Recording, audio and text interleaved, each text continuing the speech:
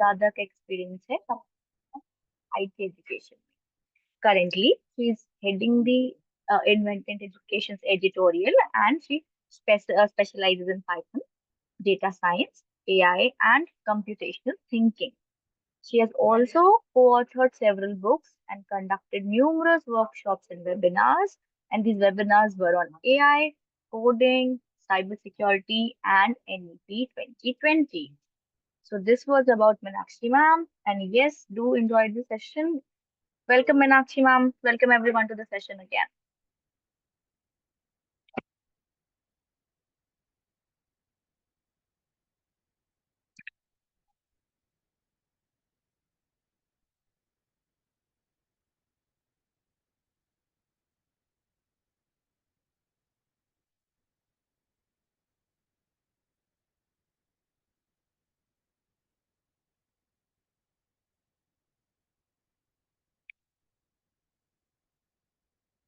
Meenakshi ma'am, we can start the session. Can you hear me? Okay, thank you, Niharika. Thank I hope I'm properly audible to everyone.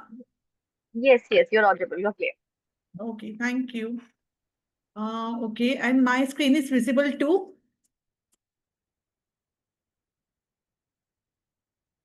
Which screen? Okay. So, ठीक है. Good afternoon, everyone. And I hope कल आपने पूरा session enjoy किया होगा और साथ के साथ प्रैक्टिस भी करी होगी घर पे. करी है ना? चैट बॉक्स में मेंशन कर सकते हैं, क्योंकि अगर आप प्रैक्टिस नहीं करोगे तो फिर हम आगे थोड़ा सीखना हमारे लिए प्रॉब्लम हो सकती है. तो यस, वेरी गुड. आज हम थोड़ा सा कुछ और एडवांस करेंगे. स्क्रैच में कुछ और कीज के ब्लॉक्स के बारे में पढ़ेंगे, कुछ और देखेंगे कि हम क्या क्या और क्या कर सकते हैं. कल हमने बहुत बेसिक नॉलेज देखी थी स्क्रैच के बारे में, कुछ ब्लॉक्स के बारे में जाना था, अपने स्प्राइट को कैसे मूव कर सकते हैं, किस तरीके से हम लोग अपनी स्प्राइट को मूव कर सकते हैं, उसका लुक चेंज कर सकते हैं. साथ के साथ हम साउंड भी कैसे ऐड कर सकते हैं एंड कैसे इवेंट को ऐड करके हम उसके अंदर सारी कोडिंग कर सकते हैं. अपने स्क्रैच के ब्लॉक्स को पहचानना भी बहुत इंपॉर्टेंट होता है, किस टाइप का वो ब्लॉक है, क्या उसके नीचे आप कुछ प्लेस कर सकते हो क्या, या उसके ऊपर नहीं प्लेस कर सकते. We have to check that also, right. इसी से हमें क्लियरिटी होती है कि हम अपने ब्लॉक्स को किस पोजिशन में किस तरीके से यूज करें. Then we have control block where you have learned about the forever block in case if you want to continue anything. ठीक है, किसी भी चीज को कंटिन्यू करना, किसी भी चीज को, किसी भी कोड को कंटिन्यू मूव करते चले जाना, तो उसके लिए हमारे पास कंट्रोल ब्लॉक्स है. इफ ब्लॉक कंडीशंस भी है. तो थोड़ा बहुत आज हम वेरिएबल्स के बारे में जानेंगे. सेंसिंग ब्लॉक का भी हमने कल कुछ यूज किया था, तो कुछ इसी तरीके से ऑपरेटर्स, वेरिएबल्स, ठीक है, इन ब्लॉक्स के बारे में जानेंगे और कुछ नया प्रोग्रामिंग करेंगे स्क्रैच में. ठीक है, so are you all ready? Ready to learn new? Yes. Okay. अच्छा, कल का ही हम एक प्रोग्राम देखते हैं. सबसे पहले कल हमने देखा था एक बटरफ्लाई को हमने एक माउस पॉइंटर की पोजीशन पे मूव करवाया था ना. जैसे जैसे हमारा माउस का पॉइंटर जाता चला जा रहा था, उसी तरीके से हमारी बटरफ्लाई मूव कर रही थी. सिमिलरली अब हम क्या करेंगे कि उसे माउस एक और अलग कंडीशन लगाएंगे और देखेंगे कि वो किस तरीके से ग्लाइड कर रही है. इस बार हम अब 2 स्प्राइट्स लेंगे. तो सबसे पहले हम क्या करेंगे, जो हमारी डिफॉल्ट स्प्राइट है उसे हम डिलीट करेंगे. तो डिलीट करने का the way you have to click here and click on the cross. The sprite will going to be delete. इसके बाद हम क्या करेंगे, we will have to add 2 sprites. Suppose करो कि हम लोग 2 sprite लेते हैं. एक हमारी होती है बटरफ्लाई स्प्राइट, ठीक है, एक बटरफ्लाई ले लेते हैं, और एक लेते हैं हम स्ट्रॉबेरी.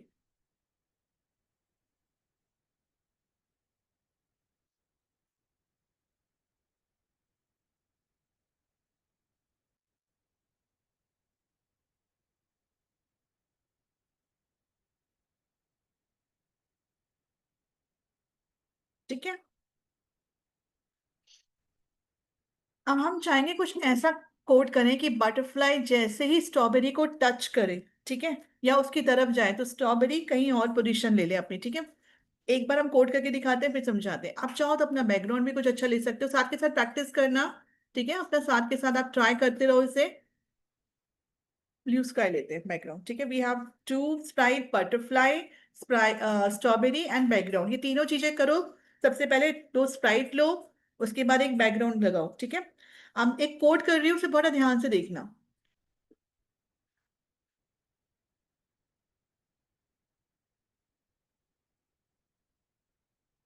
ये कोड में बटरफ्लाई स्प्राइट पे कर रही हूँ, ध्यान रखना इसको स्ट्रॉबेरी पे मत कर देना।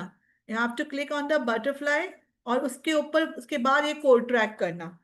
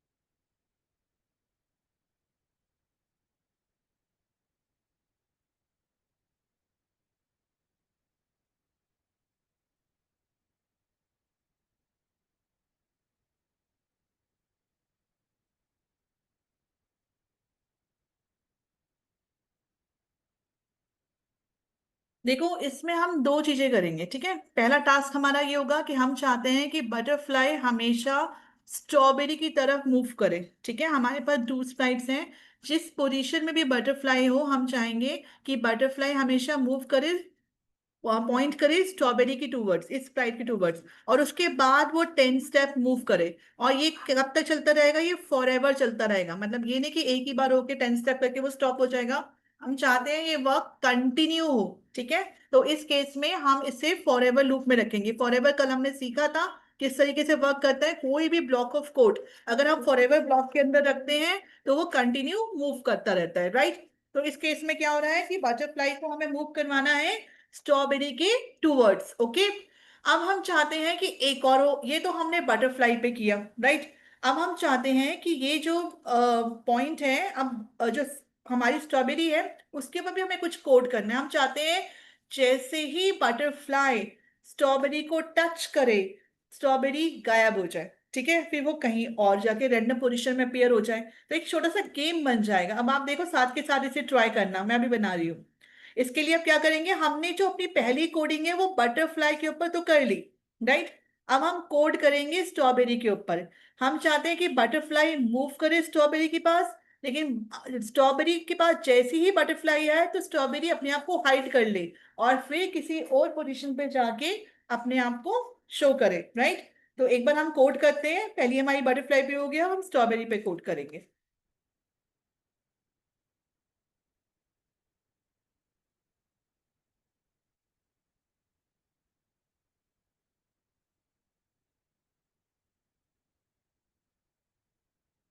तो when the green flag clicked, again हमारा एक इवेंट ही हम ले रहे हैं।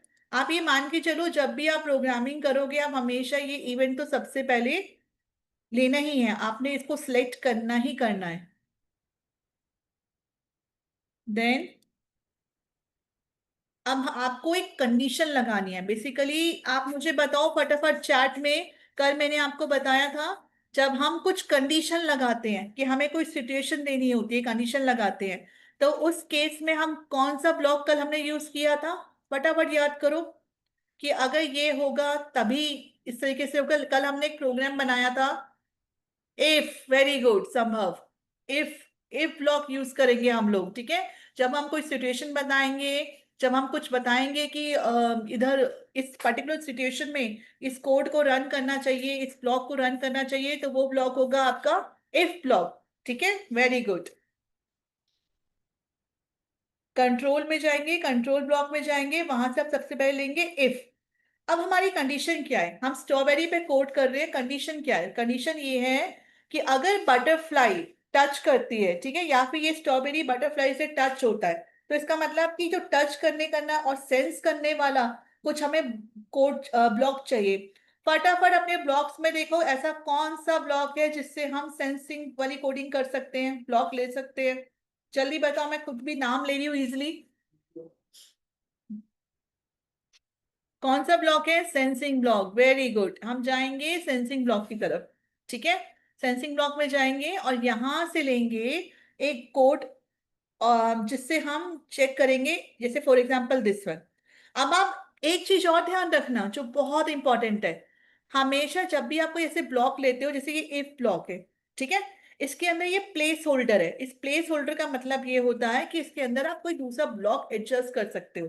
अब इफ है तो इफ के साथ हमें कोई कंडीशन लगानी है, ठीक है, हमें कोई सिचुएशन लगानी है कि अगर ये राइट हुआ, अगर वो कंडीशन राइट है तो इसके अंदर का जो ब्लॉक है वो रन करेगा, वरना वो रन नहीं करेगा। ठीक है, तो स्ट्रॉबेरी जो है अपनी पोजीशन पे है, हम चाहते हैं जब बटरफ्लाई स्ट्रॉबेरी को टच करे, यानी कि ये एक कंडीशन है जो हमें चाहिए। अगर वो कंडीशन ट्रू होती है तो इसके अंदर जो ब्लॉक मैं अभी डालूंगी तो वो रन करेगा, लेकिन अगर नहीं ट्रू होती तो वो रन नहीं करेगा, यानी कि स्ट्रॉबेरी अपनी पोजीशन पे रहेगी। तो एक बार देखते हैं। अब आप देखो, ये सेंसिंग ब्लॉक में गए और हमने ये वाला ब्लॉक ट्रैक किया, टचिंग माउस पॉइंटर। आप इस ब्लॉक की शेप देखो सबसे पहले। ठीक है, क्या ये शेप इस शेप के साथ एडजस्ट हो जाएगी? देखो दोनों की शेप, क्या दोनों ये शेप जो है इसके साथ एडजस्ट हो जाएगी, इसके अंदर आ जाएगी? आप साइज पे मत जाओ, शेप को देखो, साइज तो फिट हो जाएगा, शेप देखो, वो भी हेक्सागन टाइप है, वो भी हेक्सागन टाइप में हो जाएगा फिट, हो जाएगा। यस, आप साइज से मत जाना कि वो बहुत लंबा है और एक छोटा सा है, आप उसकी शेप देखो बस, शेप कैसी है, दोनों की शेप मैचिंग है। ठीक है, इसका मतलब कि ये आसानी से आपका इस ब्लॉक के अंदर एडजस्ट हो जाएगा। ठीक है, देखो हो गया ना एडजस्ट। इस तरीके से आपको ध्यान रखना है, कई बार आपको शेप देखनी बहुत इंपॉर्टेंट है। कहीं ऐसा ना हो कि आप इसके अंदर ये वाला ब्लॉक करो, इस ब्लॉक की शेप तो बिल्कुल मैच नहीं करती, तो ये हमारे लिए इंडिकेशन है कि ये तो इसके अंदर नहीं एडजस्ट हो सकता।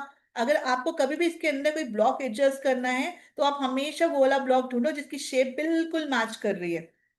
ठीक है, स्क्रैच में सबसे इंपॉर्टेंट ये होता है, ब्लॉक कोडिंग होती है, पर ब्लॉक्स के भी हमें बहुत ध्यान रखना पड़ता है, क्योंकि कोई कौन सा ब्लॉक किस ब्लॉक के नीचे आएगा, या कौन सा ब्लॉक, जैसे आप ये इफ ब्लॉक देखो, राइट, इसके इफ ब्लॉक में we have like the top notch also and the bottom notch also, mean you can put a block above it and you can put a block below it, दोनों कर सकते हो। But on the contrary, if you see this block, when the green flag clicked, only you can snap the blocks below it.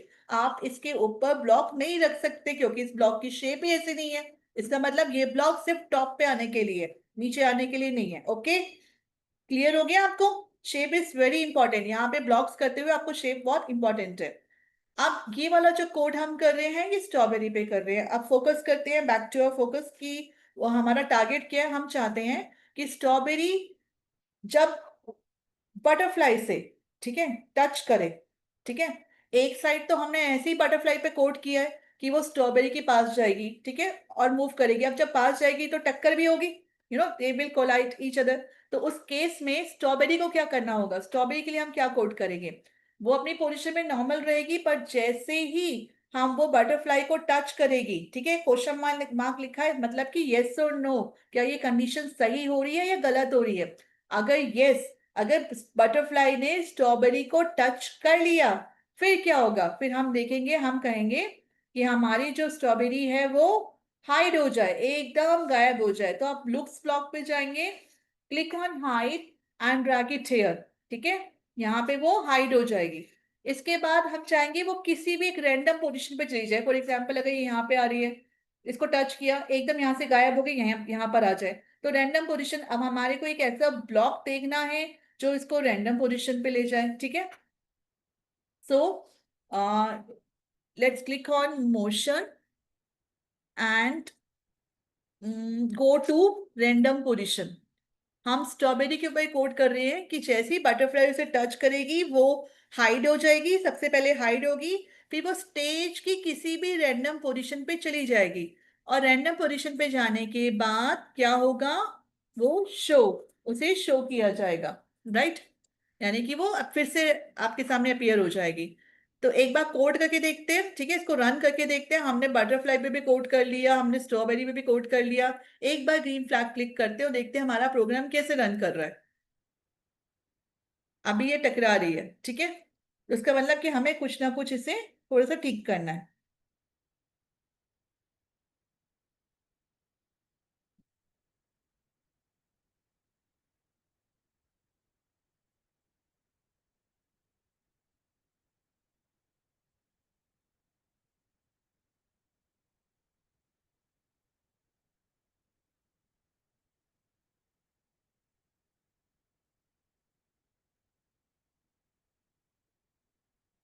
Okay okay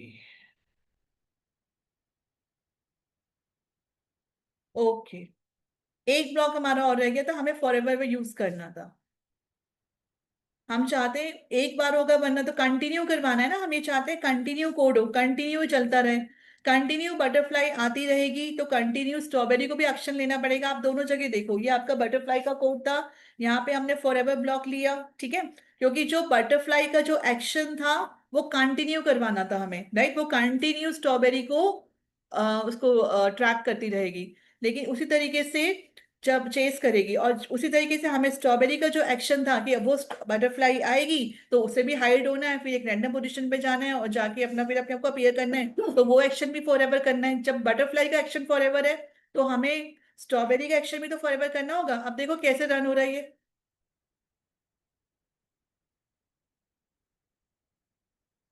देखा, try किया सबने।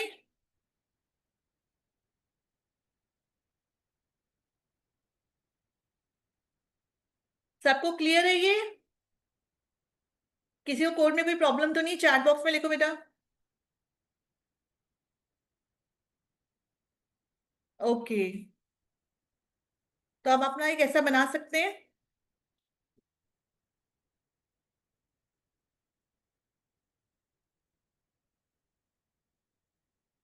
अच्छा, इसमें जो प्रॉब्लम है, एक बार मैं आपको थोड़ा सा और समझा देती हूँ। मेरे को लग रहा है कि काफी बच्चे कह रहे हैं, इनको थोड़ा समझ में नहीं आया, might be they have join late. एक बार आपको दोबारा से रिकॉल करवा देते हैं, ठीक है, कि कैसे वर्क करता है। हमारा टारगेट था कि हमें दो स्प्राइट लेनी थी, बहुत ध्यान से सुनना, टू स्प्राइट्स लेनी थी। और साथ के साथ उसमें एक एक्शन करवाना था। एक्शन ये कि बटरफ्लाई जो है वो स्ट्रॉबेरी को चेस करेगी, ठीक है। जब वो स्ट्रॉबेरी को चेस करे, स्ट्रॉबेरी तक पहुंच जाएगी, तो स्ट्रॉबेरी क्या करेगी, अपने आप को हाइड कर लेगी। और हाइड करके वो स्टेज के किसी भी रैंडम पोजीशन में चली जाएगी। लेकिन बटरफ्लाई अपना एक्शन करती रहेगी, बटरफ्लाई स्ट्रॉबेरी के पीछे और स्ट्रॉबेरी भागती रहेगी। ये एक छोटी सी स्टोरी बनानी है, छोटा सा गेम। इसके लिए हमने क्या किया, सबसे पहले बटरफ्लाई को लिया, स्प्राइट को लिया, और वहां पे हमने इसके कोड किया। जैसे कि हमने कहा कि चलो इसका कॉस्ट्यूम चेंज करवा देते हैं, थोड़ा सा ये अलग लगेगा। बाकी दोनों का एक्शन फॉर एवर होना चाहिए, दोनों का एक्शन कंटिन्यू होना चाहिए। तो हमने बटरफ्लाई पे कोड किया कि पॉइंट टूवर्ड स्ट्रॉबेरी। हमेशा ये मोशन ब्लॉक पे जाएंगे, ये हमें ब्लॉक मिल जाएगा। हमेशा ये स्ट्रॉबेरी की टूवर्ड्स ही जाएगी, जहां जहां स्ट्रॉबेरीज होगी वहां वहां ही इसका पोजीशन होगी, राइट। और हमेशा ये 10 स्टेप मूव करेगी, लेकिन ये 10 स्टेप मूव करती चली जाएगी क्योंकि हमने इसको फॉर एवर लूप में रखा है, राइट। इसलिए वो कंटिन्यूअसली मूव कर रही है, okay. Eight the same time जो स्ट्रॉबेरी है, स्ट्रॉबेरी के लिए हमने ये एक्शन रखा कि जब भी वो बटरफ्लाई को टच करेगी स्ट्रॉबेरी, तो वो अपने आप को हाइड कर लेगी। जैसे आप देख भी रहे हो, जैसे ही बटरफ्लाई टच करती है स्ट्रॉबेरी को, वो हाइड हो जाती है। हाइड करने के बाद वो किसी भी रैंडम पोजीशन पे चली जाती है। तो उसका भी हमने कोड किया, गो टू रैंडम पोजीशन। उसके बाद किसी भी रैंडम पोजीशन में पहुंचने के बाद वो अपने आप को फिर से अपीयर कर लेती है, फिर से शो कर लेती है। तो हमने कोड इस तरीके से रखा हो, और देखो वो रन भी ऐसे ही कर रहा है। ये देखो, स्ट्रॉबेरी आती है, बटरफ्लाई आती है, स्ट्रॉबेरी को चेस करती है, जैसे स्ट्रॉबेरी से टच करती है स्ट्रॉबेरी गायब हो जाती है, और गायब होकर किसी भी रैंडम पोजीशन पे आती है। Simple, very easy. ठीक है, ये सब तो कर लेंगे अब आप लोग। Okay, now we will do one another program. अब हम थोड़ा सीखेंगे वेरिएबल्स का यूज, और वेरिएबल्स के साथ साथ हम ऑपरेटर्स का यूज सीखेंगे। सबसे पहले मुझे ये बताओ, चार्ट में मेंशन करो अगर आपने स्क्रैच पहले यूज किया है, थोड़ा सा भी आपको कॉन्सेप्ट पता है, तो ऑपरेटर्स क्या होते हैं। चलो मैं आप ब्लॉक भी ओपन कर देती हूँ, ऑपरेटर्स क्या होते हैं।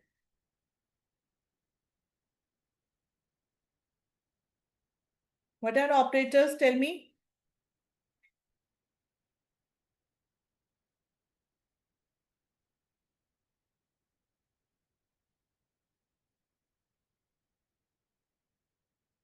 Okay, math block used for doing calculation. Okay, calculations करने के लिए अगर हमें कुछ अपना कुछ कैलकुलेशन करना है, एडिशन करना है, सब्ट्रैक्शन करना है, प्लस आपके अलग अलग टाइप के ऑपरेटर होते हैं, सिर्फ मैथमेटिक ऑपरेटर्स नहीं होते, जो अर्थमेटिक ऑपरेटर्स नहीं होते, आपके रिलेशनल ऑपरेटर भी होते हैं, लॉजिकल ऑपरेटर भी होते हैं। ठीक है, रिलेशनल ऑपरेटर कौन से होते हैं? जब हम दो नंबर को कंपेयर करते हैं और उसके जो रिजल्ट होता है वो या तो ट्रू या फिर फॉल्स की फॉर्म में होता है। ओके, तो उस केस में आपका कोई कैलकुलेटिव रिजल्ट नहीं निकलता। ज्यादातर ये इफ वाला जो ब्लॉक हमने यूज किया था ना, उसके साथ यूज होता है। अभी हम क्या करेंगे, हम ऑपरेटर यूज करेंगे और वेरिएबल यूज करेंगे। ठीक है, वेरिएबल्स क्या होते हैं? बेसिकली आपने ऑपरेटर समझ लिया, ऑपरेटर्स कैलकुलेशन पर्पस के लिए यूज होता है, राइट। वेरिएबल्स जो हम करने वाले हैं, वेरिएबल्स किस लिए यूज होते हैं? किसी को आइडिया वेरिएबल्स हम क्यों यूज करते हैं? मेंशन करो चैट में, क्यों यूज करते हैं वेरिएबल्स?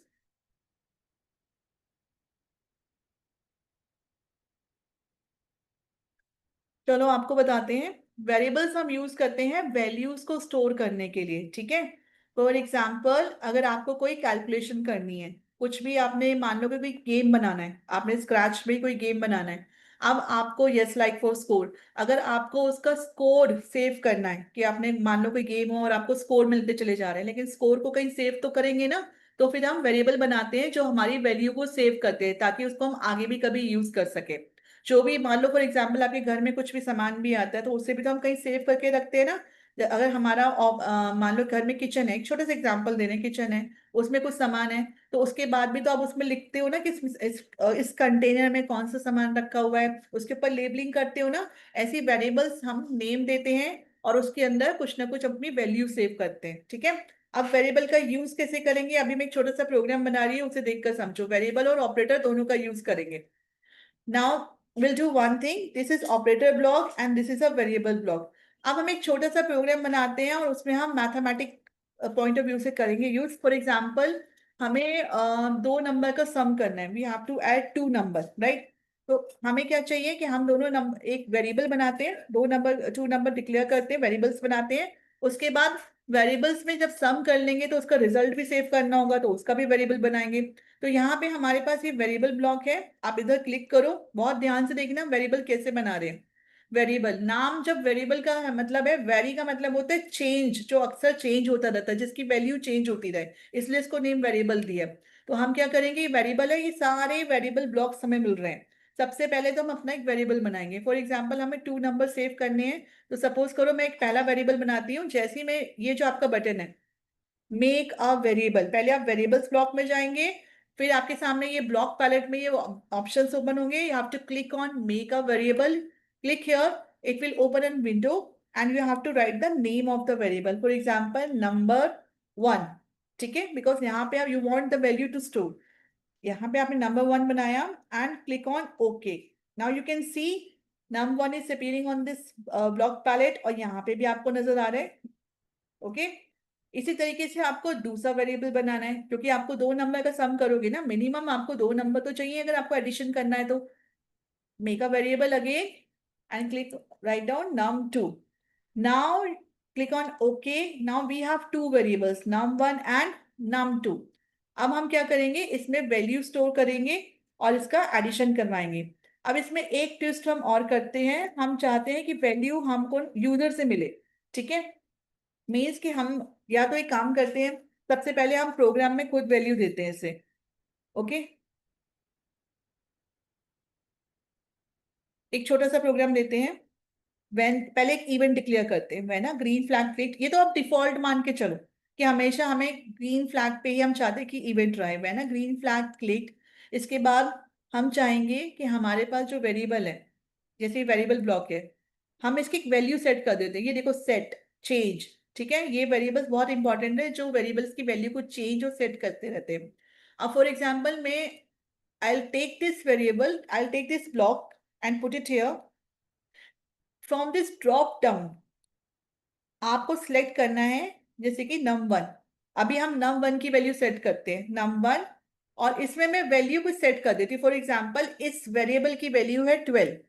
ओके, अभी मैं क्या कर रही हूँ कि मैंने दो वेरिएबल्स लिए और उन दोनों की वैल्यू सेट कर रही हूँ कि जो नंबर 1 वेरिएबल है उसकी वैल्यू है 12, और जो दूसरा एक और वेरिएबल लेते हैं, ठीक है, सेट अगेन, और यहाँ ड्रॉप डाउन लिस्ट से आप सिलेक्ट करेंगे num2 और यहाँ पे इसकी वैल्यू डाल दीजिए, ठीक है। ओके, नाउ अब मुझे ये बताओ कि हमें रिजल्ट के लिए भी हमें कोई वेरिएबल चाहिए, रिजल्ट सेव करने के लिए भी कोई वेरिएबल चाहिए होगा। हमें अपना रिजल्ट भी तो सेव करना है, उसके लिए भी वेरिएबल चाहिए, हम करेंगे। क्या नेम दे सकते हैं, चलो बताओ, चैट बॉक्स में डालो। वेरिएबल्स, रिजल्ट सेव करने के लिए हमें एक वेरिएबल डिक्लेयर करना है। ये तो हमने दो नंबर लिए, अब दोनों को ऐड भी करेंगे। ऐड करने के बाद फिर जो रिजल्ट आएगा वो सेव भी करना होगा। तो मुझे एक वेरिएबल का नेम चाहिए, मुझे बेस्ट नेम बताओ, क्या नेम दे सकते हैं सेव करने के लिए, उस वेरिएबल का नाम क्या होगा।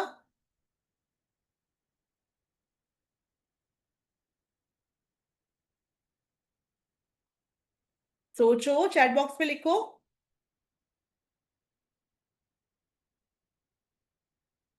नेम आप वेरिएबल का कुछ भी दे सकते हो, ठीक है, ऐसा नहीं है, बस आप सोचो कि हम कोई कोई फिक्स नेम नहीं है। यस, सम, वेरी गुड, हम सम भी दे सकते हैं, क्यों नहीं दे सकते, हम सम भी दे सकते हैं, हम रिजल्ट भी दे सकते हैं, हम ऐड भी दे सकते हैं, ठीक है।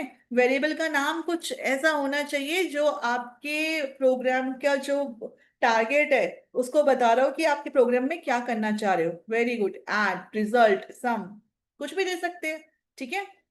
प्रोडक्ट नहीं देंगे बेटा, प्रोडक्ट तो बेसिकली मल्टीप्लाई करने की बात होती है, यहाँ तो हम ऐड कर रहे हैं, ठीक है। ओके, मैं एक वेरिएबल का नेम डिक्लेयर करती हूँ, एक और वेरिएबल डिक्लेयर करती हूँ, उसका नाम करते हैं हम लोग रिजल्ट, ठीक है। वेरिएबल का नेम कुछ फिक्स नहीं है, वेरिएबल आपके हाथ में है नेम देना, आपको जो नेम देना है आप दे सकते हो, बट बेस्ट प्रैक्टिस ये होती है कि नेम बहुत मीनिंगफुल होना चाहिए। फॉर एग्जाम्पल, अगर आप वेरिएबल का नाम ए और बी दे रहे हो, अब उससे थोड़ी ना पता लग रहा है कि आप इस प्रोग्राम में क्या करने वाले हो, ठीक है। लेकिन अगर नंबर 1 नंबर 2 ऐसे करके आपने वेरिएबल का नेम दिया, उसके बाद आपने एडिशन करवाया और रिजल्ट करके सेव करा, तो पता लगता है कोई कैलकुलेशन करिए, कुछ आपने सॉल्व किया है। ओके, अब मैंने तीसरा वेरिएबल ले लिया रिजल्ट, ठीक है। ये देखो, ये वेरिएबल यहाँ डिस्प्ले हो गया। आप जब भी एक वेरिएबल क्रिएट करोगे वो दो जगह दिखेगा, एक यहाँ पे और एक स्टेज पे, राइट। अब हम क्या चाहते हैं कि हमने num1 की वैल्यू से बता दी कि वो 12 है, num2 की वैल्यू भी बता दी हमने कि वो 34 है, हमने सेट कर दी value. Now we want to add these two value, अब हम क्या करेंगे, एक सेट लेंगे, अब यहाँ पे हम लेंगे रिजल्ट वेरिएबल, ठीक है। अब रिजल्ट में हम क्या करेंगे, हम यहाँ पे ऑपरेटर्स लेंगे अपने, जैसे मैंने बताया था ना कि आपका वेरिएबल और ऑपरेटर साथ में यूज होगा, क्योंकि अगर आपको एडिशन करना है, एडिशन का मतलब यह है कि आपको एडिशन ऑपरेटर चाहिए, ठीक है। वो आपको ऑपरेटर ब्लॉक में मिलेगा, तो आप क्या करोगे, यहाँ ऑपरेटर्स में जाओगे। ध्यान से देखो, अब ये आपके पास ये 4 बेसिक ऑपरेटर आपको नजर आ रहे हैं, addition, subtraction, multiplication, division. Okay, अब ये ऑपरेटर देखो, ये ब्लॉक देखो, और इसकी शेप देखो, प्लेस होल्डर की। प्लेस होल्डर मतलब जिसके अंदर आप कुछ प्लेस कर सकते हो, दोनों की शेप मैच कर रही है। साइज पे मत जाना, बस शेप पे जाना, जैसे हमने लास्ट टाइम देखा था, मैच कर रहा है ना। क्या करेंगे, हम सीधा यहां से ये ऑपरेटर ड्रैग करेंगे और इसे यहाँ प्लेस होल्डर में प्लेस कर देंगे। गॉट इट, देखो कितने आसानी से प्लेस हो गया, क्योंकि वो दोनों ब्लॉक्स की जो शेप थी और जो प्लेस होल्डर की शेप थी वो मैच कर रही थी। लास्ट टाइम आपने देखा था इफ में वो हेक्सागन टाइप बना हुआ था, राइट, तो उस केस में उसी की तरीके से ब्लॉक फिट हो सकता था। बट यहाँ पे जैसे प्लेस होल्डर है, तो यहाँ पे आपका जो ऑपरेटर ब्लॉक है उसको हम यहाँ पे ट्रैक करके प्लेस करेंगे। Got it, now what to do, now come back to variable block, okay, and then जो आपका ये वेरिएबल है num1 एंड num2, हम चाहते हैं num1 प्लस num2 हो ना, तो ये num1 ब्लॉक को ड्रैग करो और यहाँ प्लेस कर दो। ओके, अभी यहाँ से प्लेस नहीं हो तो यहाँ प्लेस कर देते हैं, फिर num2 ब्लॉक को ड्रैग करते हैं और इधर प्लेस कर देते हैं, राइट। इसको प्रॉपरली उठाओ और यहाँ मिड में प्लेस करो। क्या हुआ ये बताओ, कौन एक्सप्लेन करेगा, समझ में आया कि नहीं आया, what would be the answer, अभी तक हमने क्या किया है।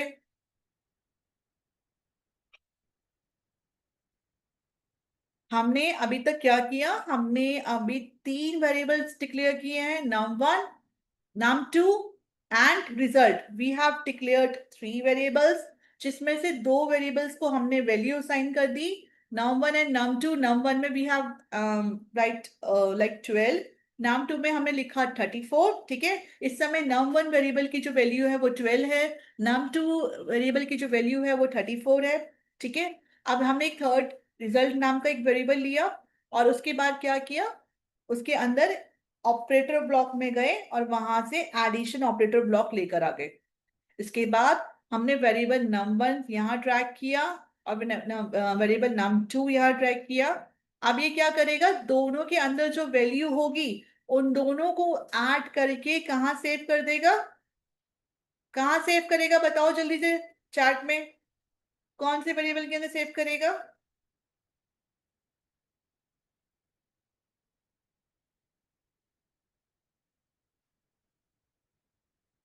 अच्छा, मेरे पास एक वेरी गुड, रिजल्ट, रिजल्ट के अंदर सेव करेगा।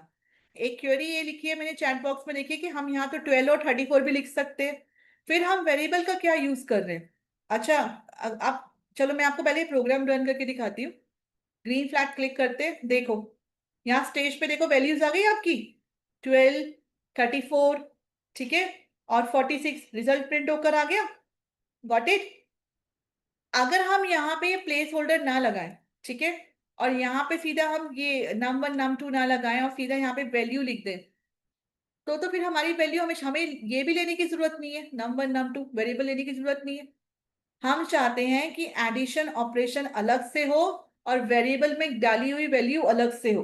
ठीक है, फॉर एग्जाम्पल अगर मुझे लेटर ऑन आगे चल के कभी मुझे num1 और num2 की वैल्यू चेंज भी करनी पड़े, तो मैं आराम से सिर्फ यहाँ पे वैल्यू चेंज करूंगी, वो ऑटोमेटिकली इस वैल्यू से कनेक्ट कर लेगा। समझ रहे हो। फॉर एग्जाम्पल अगर मैं यहाँ पे num1 की वैल्यू भी चेंज कर देती हूँ, num1 22, यहाँ 24, तो ऑटोमेटिकली जो वैल्यू है जब ये ऐड करेगा ऑपरेटर, तो ये वैल्यू यहाँ से पिक करेगा कि ऊपर कौन सी वैल्यू साइन की है जब भी प्रोग्राम रन करेंगे। अदरवाइज अगर मैं यहाँ पे num1 और num2 की जगह सीधा नंबर लिख दूंगी, तो फिर तो कोई फर्क नहीं पड़ेगा, मुझे बार बार वहीं पे ही जाके चेंज करना पड़ेगा। तो जब आप ऐसे प्रोग्रामिंग करते हो तो उस तरीके से आप थोड़ा सा डिपेंडेंसी खत्म करते हो। ठीक है, आप अपना इंडिपेंडेंटली अपने वेरिएबल्स को वैल्यू असाइन कर सकते हो, वैल्यू चेंज भी कर सकते हो, उसका फॉर्मूले पे कोई इफेक्ट नहीं पड़ेगा, क्योंकि वो फॉर्मूला तो यहीं से ऊपर से वैल्यू लेगा ना कि आपने ऊपर कौन सी वैल्यू दी है। फॉर एग्जाम्पल अगर मैं अभी चेंज कर देती हूँ, देखो 35 करते हैं, ठीक है, 36 करते हैं। अब अगर मैं प्रोग्राम रन करती हूँ, देखो वैल्यू चेंज हो गई, मैंने यहां तो कुछ भी नहीं किया, इस ब्लॉक में तो कुछ भी नहीं किया, इस ब्लॉक में तो अपने आप ही उसने वैल्यू पिक कर ली जो भी ऊपर वैल्यू चेंज हुई। गॉट माई पॉइंट, क्लियर हुआ। Why do we use variable, otherwise हम डायरेक्ट भी कर सकते हैं। ठीक है, तो दिस इज अ कॉन्सेप्ट कि हम लोग क्यों वेरिएबल का यूज करते हैं, राइट। अब अभी तक आपने देखा, हमने वेरिएबल से वैल्यू असाइन करी और रिजल्ट प्रिंट कर दिया। नाउ वी वांट कि हम यूजर, यानी कि जब हम प्रोग्राम रन करें तो हमसे वैल्यू पूछी जाए। फॉर एग्जाम्पल अभी जो प्रोग्राम है ना, इसका रिजल्ट फिक्स है, मैंने वैल्यू प्रोग्राम बनाते समय ही दे दी, मैंने यहाँ वैल्यू दी 35, 36। अब अगर इसे आप रन करो या आपके फ्रेंड्स रन करें या मैं रन करूं, आपकी टीचर रन करे, कोई भी रन करेगा, सबको एक ही आंसर मिलेगा 71, राइट। बट आई वांट कि प्रोग्राम थोड़ा सा फ्लेक्सिबल हो, जो भी इसको रन करे वो उसको अलग अलग रिजल्ट मिले। और अलग अलग रिजल्ट कैसे मिल सकता है, जब हर किसी के पास ऐसी फ्लेक्सिबिलिटी हो, ऐसी चांस हो कि वो अपनी वैल्यू खुद ऐड करे। ठीक है, वो खुद अपनी वैल्यू एंटर करे। जैसे कि num1 और num2 की वैल्यू यहाँ ना देकर, 35, 36 यहाँ ना देकर, हम यूजर से पूछें जो भी प्रोग्राम रन कर रहा है कि तुम्हें कौन सी वैल्यू देनी है। ठीक है, तुम्हें कौन से 2 नंबर का ऐड करना है, जैसे कि आपका कैलकुलेटर वर्क करता है ना, आप कैलकुलेटर में अपनी वैल्यूज डालते हो। ठीक है, इस तरीके से, तो इस तरीके से आप यहाँ पे भी अपनी वैल्यूज दे सकते हो। और इस तरीके से आप प्रोग्राम बना सकते हो जहाँ पे आप यूजर से वैल्यू मांगो, उसके बाद आप अपनी वैल्यू दो और उसके अकॉर्डिंग वो रिजल्ट करें। ठीक है, अब हम इसी प्रोग्राम में थोड़ा बहुत चेंज करेंगे। अब हम क्या करेंगे, थोड़ा बहुत चेंज करेंगे इसी प्रोग्राम में, देखो इसके लिए हम यूज करेंगे अपना सेंसिंग ब्लॉक जो आप ऑलरेडी यूज कर चुके हो। इसके अंदर हमारे पास एक बहुत ही अच्छा एक फीचर है जहां हम यूजर से मांग सकते हैं वैल्यू। ठीक है,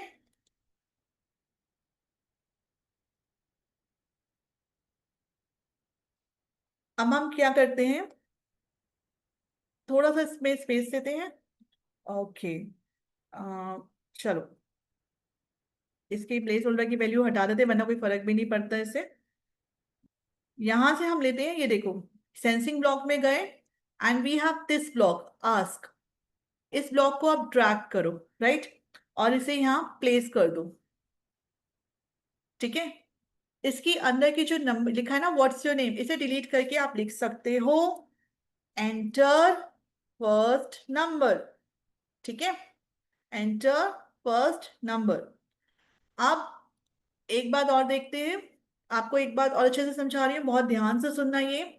इस समय आप प्रोग्राम को फ्लेक्सिबल बना रहे हो, आप प्रोग्राम को और डायनामिक बना रहे हो। इस समय आपको वैल्यू यूजर से चाहिए, आपने प्रोग्राम में नहीं कर रहे हो। तो आप क्या करोगे कि आप यूजर से नंबर मांगोगे, तो आपने ये आस्क ब्लॉक लिया, व्हाट आंसर फर्स्ट नंबर। अब जो है, जब यूजर ये नंबर एंटर करेगा स्क्रीन पे, तो वो नंबर टेम्परेरी कहीं ना कहीं जाके स्टोर होता है। जब हम अपना वेरिएबल बनाते हैं तो उसमें तो वो बाद में स्टोर होगा, लेकिन इंस्टेंटली वो कहीं ना कहीं स्टोर होती है वैल्यू। तो वो कहाँ स्टोर होती है, इस आंसर नाम के वेरिएबल में। ये ना एक डिफॉल्ट वेरिएबल है, मतलब कि ऑटोमेटिकली अवेलेबल रहता है, हमें इसमें सेटिंग करने की जरूरत नहीं होती।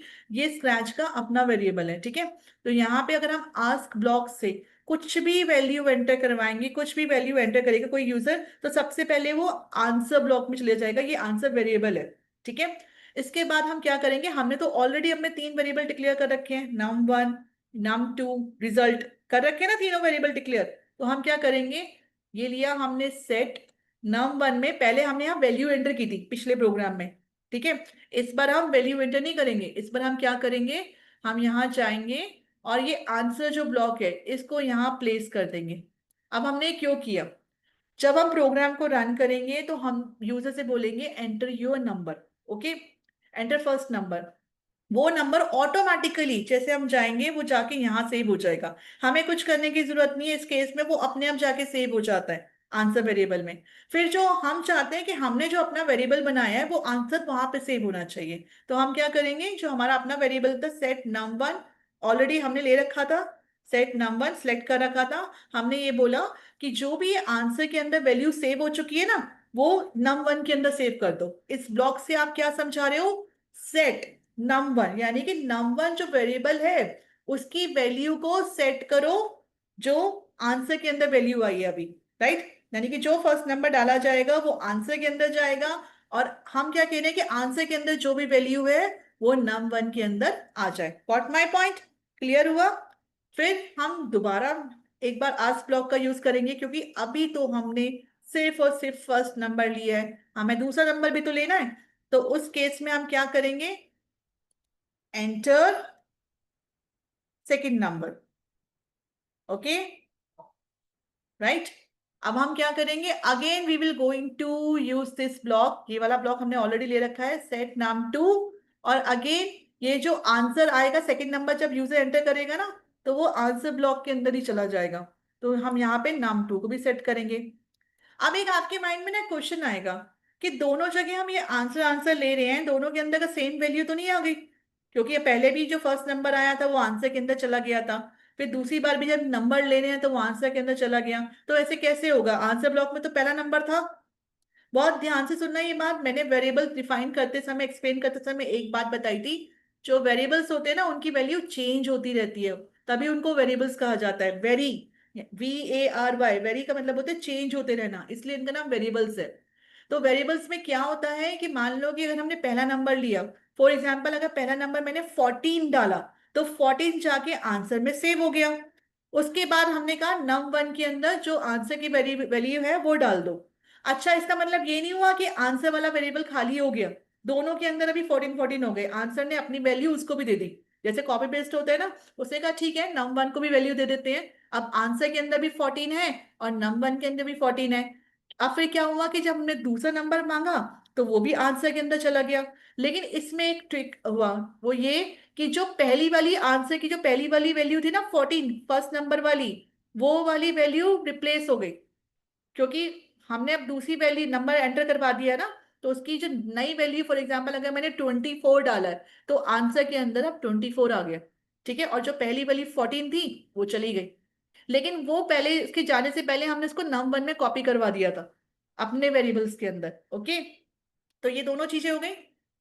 इसीलिए अब आंसर के अंदर नई वैल्यू है जो हम नम टू को असाइन कर रहे हैं, और उसके बाद हम अपना फाइनल कोड लगा सकते हैं। ये ना हमारा फाइनल कोड। अब जरा प्रोग्राम रन करते हैं, देखते हैं कि हमें कैसे रिजल्ट मिलता है। ओके, अब ये देखो, देखा आपने, ये आपसे पहले नंबर पूछ रहा है। जब आपने ग्रीन फ्लैग क्लिक किया ना, ये आपसे पहले नंबर पूछ रहा है, enter your number. Okay, I right 12। अभी जो 12 के बाद जब मैं टिक पे क्लिक करूंगी तो ये वैल्यू कहाँ जाएगी, फटाफट मुझे बताओ, मैंने अभी समझाया है। जैसे ही मैं एंटर पे क्लिक करूंगी कौन से वेरिएबल के अंदर वैल्यू जाएगी, नम वन के अंदर जाएगी या आंसर के अंदर जाएगी, टेल मी फटाफट फास्ट। वेरी गुड, बताओ बताओ और बताओ किसके अंदर जाएगी वैल्यू। मेरे नंबर एंटर करते ही सबसे पहले वैल्यू कौन कौन से वेरिएबल में जाएगी, आंसर में जाएगी। ठीक है, सबसे पहले जाएगी आंसर में। ओके, तो मैंने 12 किया। ओके, फिर आंसर के बाद ये वैल्यू कहाँ जा रही है, नम वन के अंदर साइन हो रही है। अब I am giving second number 23। ठीक है, ये देखो ये पूछ भी रहा है एंटर सेकेंड नंबर, जो हमने यहाँ लिखा है वही यहाँ डिस्प्ले हो रहा है। जब हम सेकेंड नंबर डालेंगे तो ये देखो कैलकुलेशन होके आगे रिजल्ट, रिजल्ट मिल गया आपको।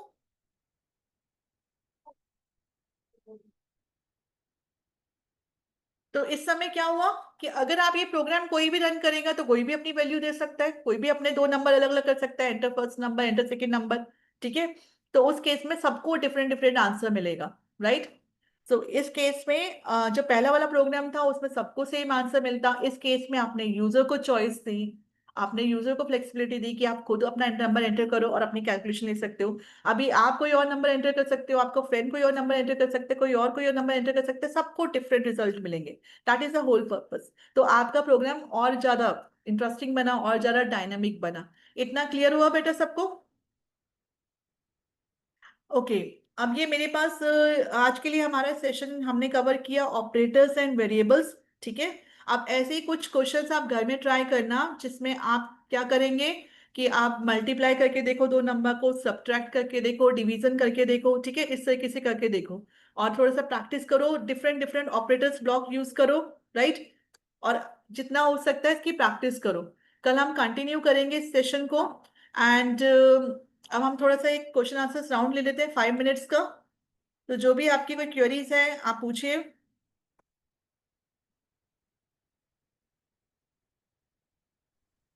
मैम। हाँ जी बेटा बोलिए।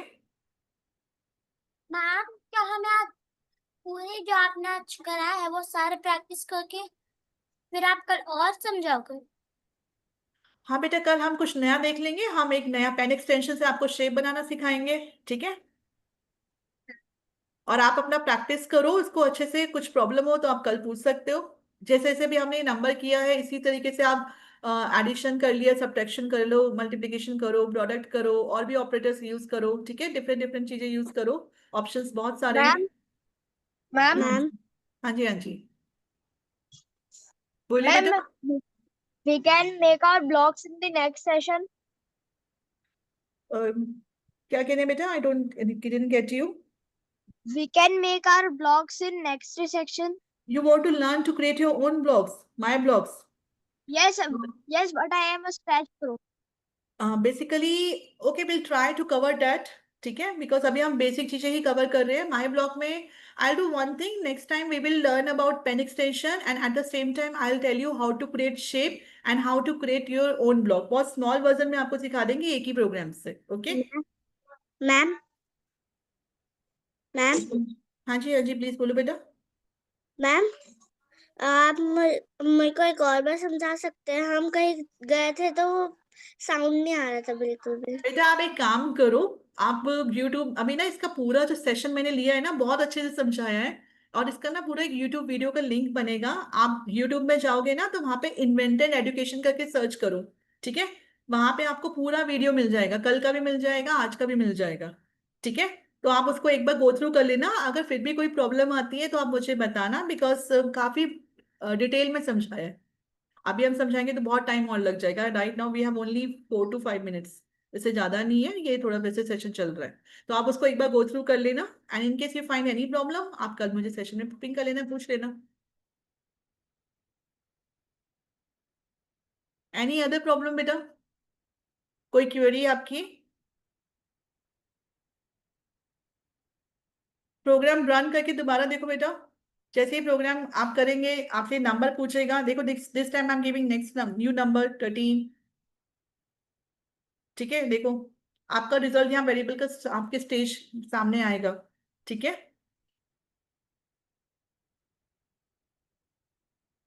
ठीक है। आज से भी वन ये तो हो चुका, कितनी बार लिखेंगे? तो shall we wind up the session?